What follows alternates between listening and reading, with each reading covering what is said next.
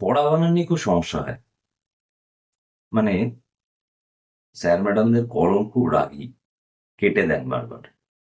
দুরকম পড়া। এক জামা কাপড় পড়া আর ২ বই পড়া। দুটো বানান একবার দেখে নেব দুটো বাক্যের মাধ্যমে। শ্যামল বই পড়ছে। শ্যামল জামা পড়ছে। এবার একটা বাক্যেই না দুটোর ব্যবহার দেখে নিই। শ্যামল জামা পরে বই পড়বে।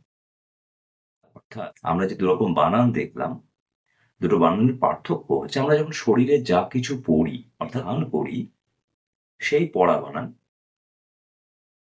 আবার আমরা যখন বই পড়ি, খবরের কাগজ পড়ি, বিভিন্ন পত্র-পত্রিকা পড়ি,